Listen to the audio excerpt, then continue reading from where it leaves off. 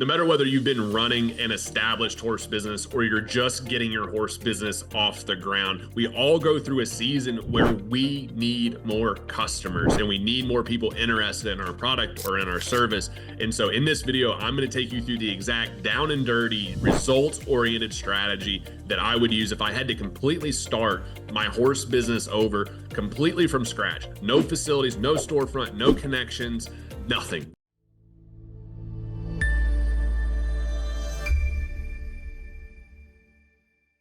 My name's Colton Woods, and my wife and I both own our own businesses and some together in the horse industry here. I started off as a horse trainer, really taking, and even this video, I'm taking you through the exact strategies that I use, but also some things that I wish I knew along the way when I was building my horse training business. If we don't have any facility, we don't have a storefront, and you're looking at your own situation in this, and you might have a supplement company, you might have a tack company, you might have an apparel company. I'm starting with the physical product side of things.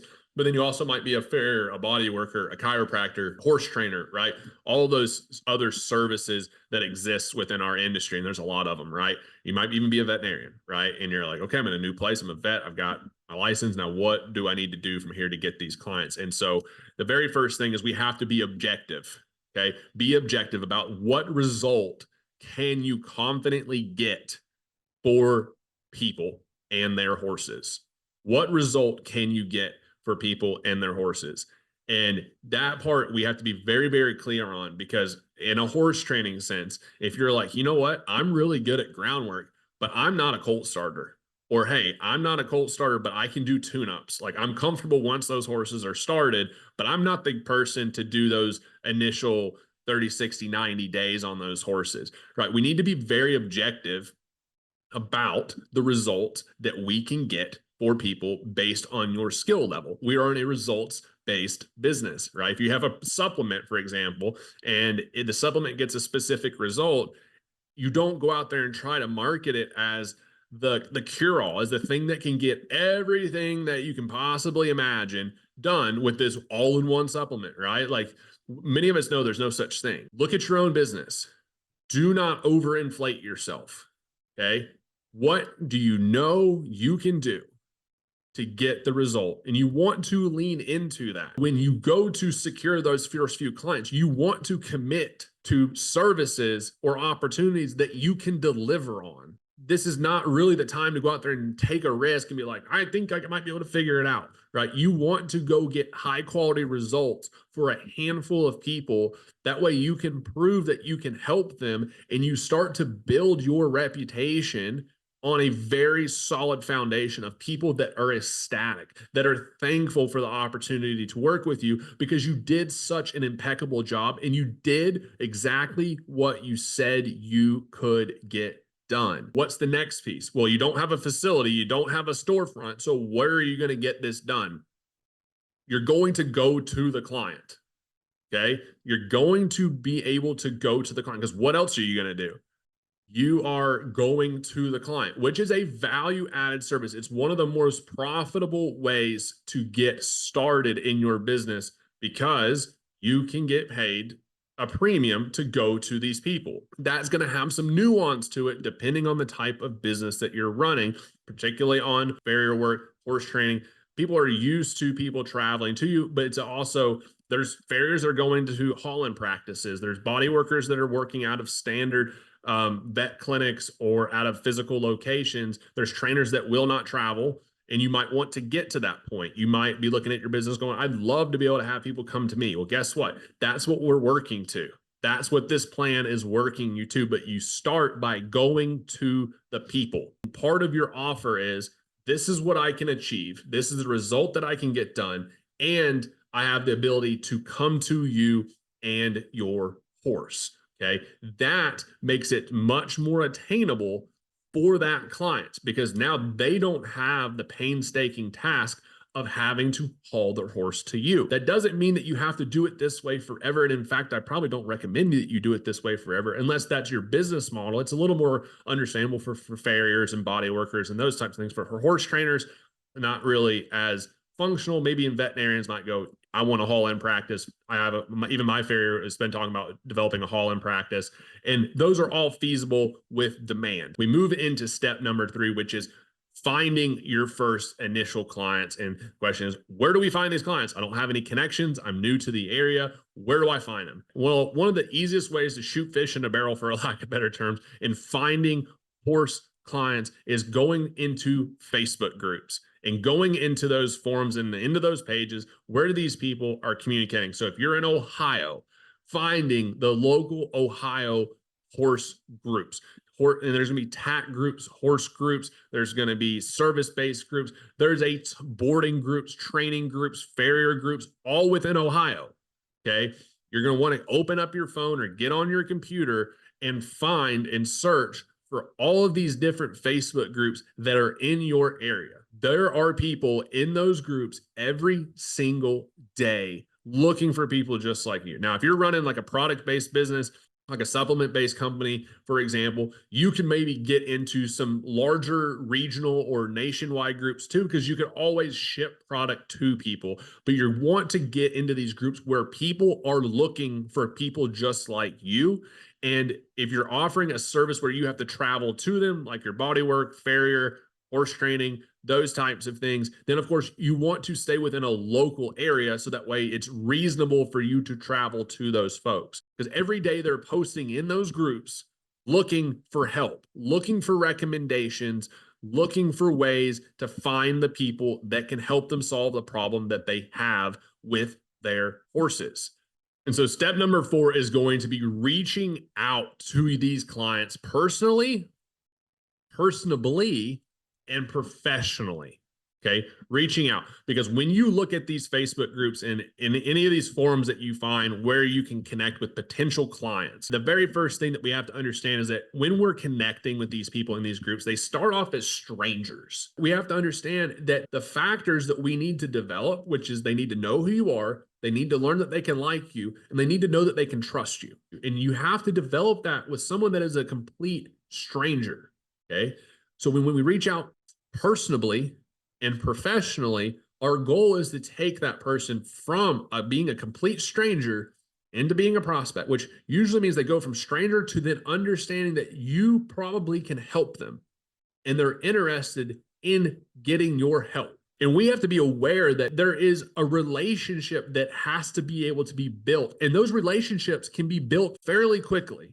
But we still have to make sure that we're nurturing that relationship and feeding it the ingredients that we need to, so that person can get to really know who you are. They can understand, do I like this person? And can I trust this person? When people are posting in these Facebook groups and we go to reach out to them, what is the thing that we're not going to do? We're not going to enter the Shark Tank. If you go into the comments, there is dozens of people saying, oh, I only charge this much. I only charge $600. I only charge $800. There is a absolute shark fight in the comment section of all these people fighting over the scraps in there. And they're commenting there because that's what they think they need to do. But it's the worst, one of the worst moves that you can do. You want to message them directly. And when you message them directly, you address them by their name. If the person's name is Alyssa, and you're like, hey, Alyssa, I saw your post in said group.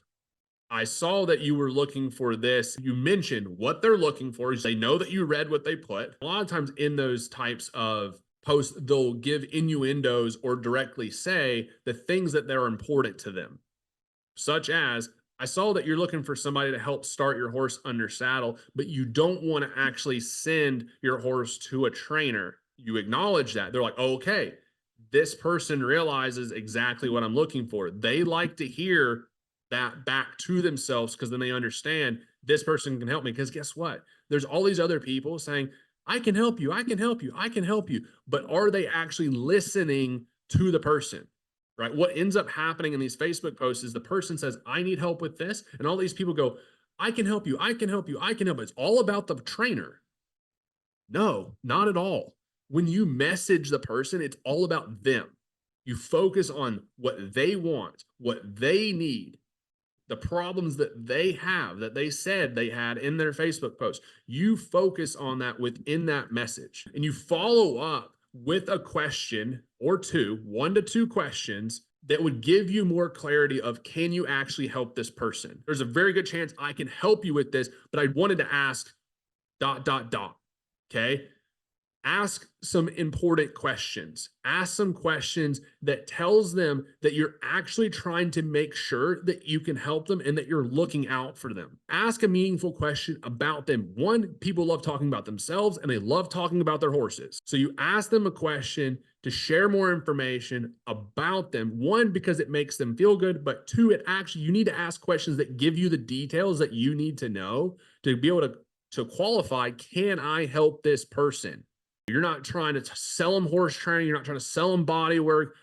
You're asking for more clarification about the situation that they need help with so that you can make sure your product can help them, so you can make sure that their service can help them. You're looking out for them as a professional in the right way. When you send this message, particularly if you're not friends with them on Facebook, there's a high chance that it ends up in their spam folder. So to curb this, you can do a couple of things. You can just send it, understanding that maybe the person's like, just message me directly, I'll check my spam folder. But if you don't see that they open the message within 24 hours or 12 hours, then you might want to do this in return, which is either add them as a friend on Facebook, which will help the message. If they accept the friend request, will actually pull the message into their main inbox. Or if deemed necessary, you could comment and tag them in a comment that says, hey, so-and-so just sent you a message.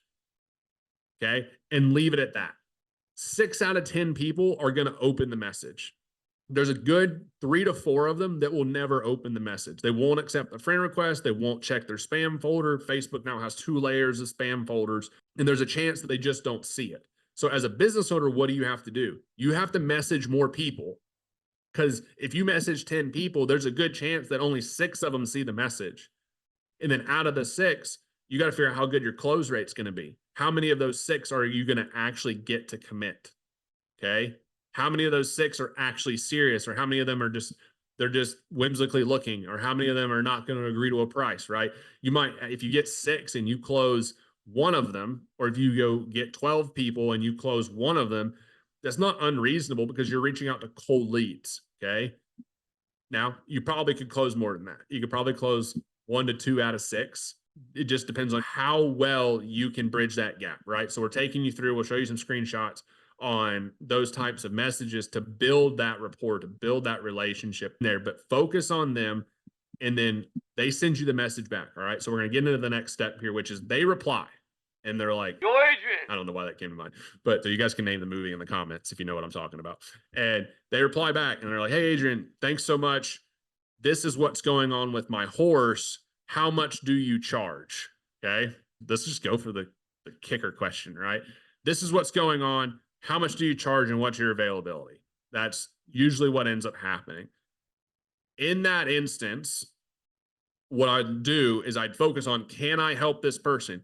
As a business owner in your business, your main focus has to be, can I help this person get the result that they need to have? So you might go, okay, cool. This is a problem that I can solve, but I have to go to them to fix it.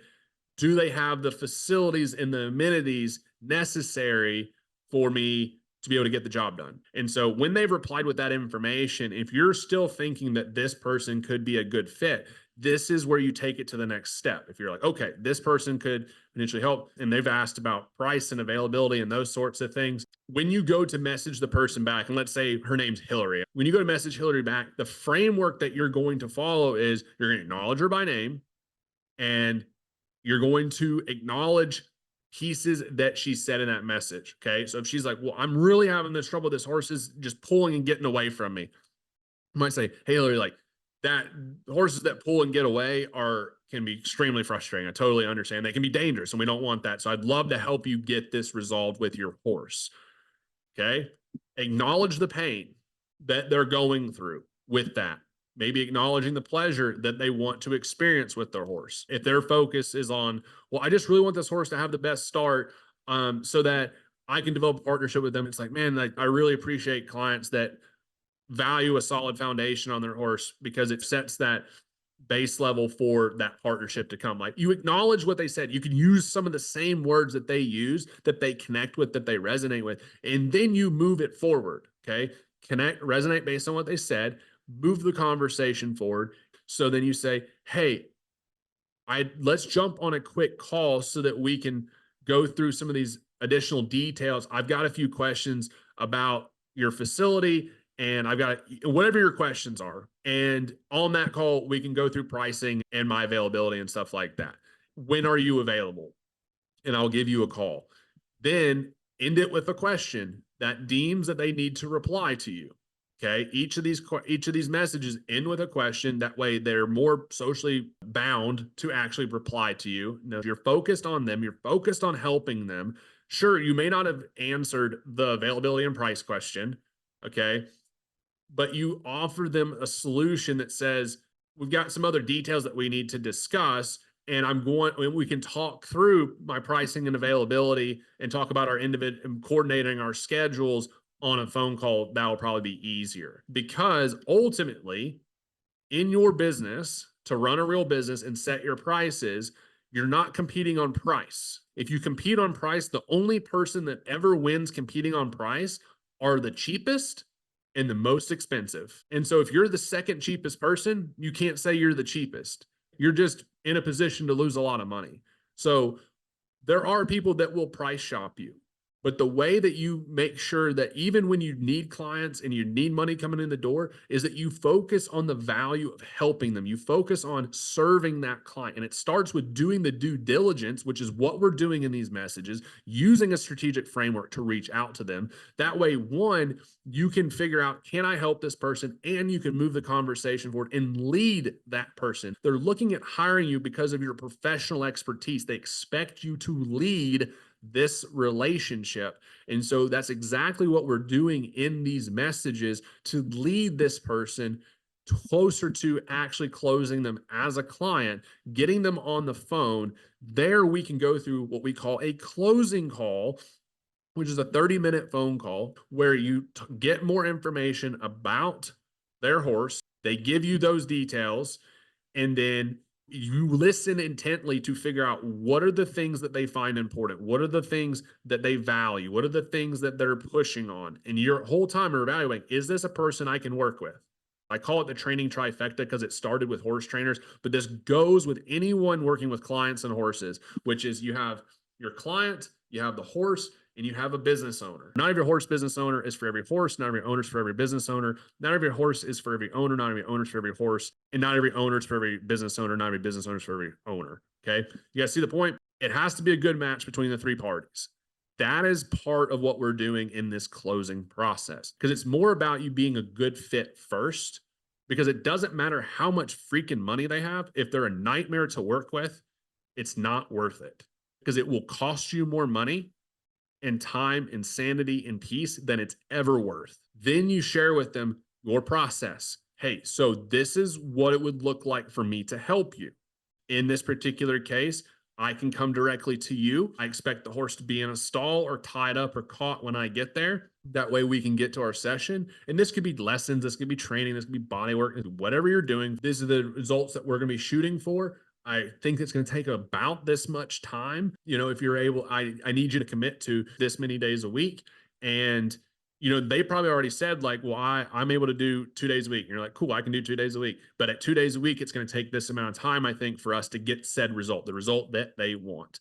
But people hire you as a professional because they need to know that you have a plan to get them from where they are to where they want to go. Then we get into, hey, I know you had questions about availability and about pricing, that sort of stuff. We can talk about that in just a second. However, do you have any other questions just about the process or anything like that before we get into pricing and scheduling? Because I know we need to coordinate our schedules together. And so do they have questions about the program? Do they have questions about your process first? Because those objections you want to be able to overcome first, because if that is not a good fit for them, if they're not good with your process or the time commitment that you propose, then you don't need to propose. So here's the process. This is what it charges per session. I charge you at the start of the month for this many sessions for the month. Here's the contract. I send that over to you. You sign that. You pay for the first month. We get you on the books and we schedule your stuff at the start of the month. Okay. That's how I'd run it. But I would not get to the contract and payments part of that conversation if they have questions about the process. We want to have that conversation first. We want to stay focused on the current thing that you just talked about. Because a lot of times in their mind, they'll be like, yeah, that sounds fine, but how much is it? You have to be sure that the value that you provide is very clear first. Most people bitch about price, not because of the price, but because they don't think it's worth it. And as a business owner, that's your fault. You have to make sure that the client is very clear on the amount of value that you're providing in getting them the result that they want. You keep them focused, say, hey, so this is how it works. If you decide that you're ready to rock and roll, right, then I'll send you a contract. If they have a little bit of a hang up on pricing or anything like that, you want to handle those objections then, okay? On the phone right then. They're like, oh, well, I don't know. That's a little more expensive. I understand there's a lot of cheaper folks. I don't know what other people do. I was just like, I just know that you get what you pay for. Right. And be willing to be confident about what you've got. And you can tell by the tone in their voice if they're kicking tires or if they're serious about it or those sorts of things. But you want to stay confident. You want to stay leading the conversation. If they're like, well, I need to talk with my husband or I need to talk with my wife. One thing I always tell them, like, you should. I make decisions right beside my wife as well. We need to be on the same page. They need to be on the same page. And I just say, hey, out of curiosity, what do you think they're going to say?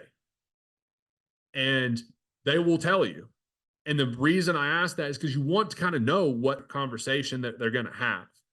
Because if they're like, well, they're going to be concerned about the liability of having you out here to do this work. And if you get hurt, then we could be in trouble. And like, that might be a thing. It's like, well, cool. Guess what? The awesome thing is I'm a real professional and I carry insurance. The key to this in really closing some of these deals is listening and asking good questions, but making sure that we kept this really simple. What can I offer? What can I get a good result doing? Who can I help with that particular offer? And then being very objective about that, going to where those people are at, going into those Facebook groups and actually communicating, messaging, reaching out to those people in there that are looking for your help. Ultimately, if you have the desire in your business and it works for your business model, that you go traveling to these clients and you build up a clientele.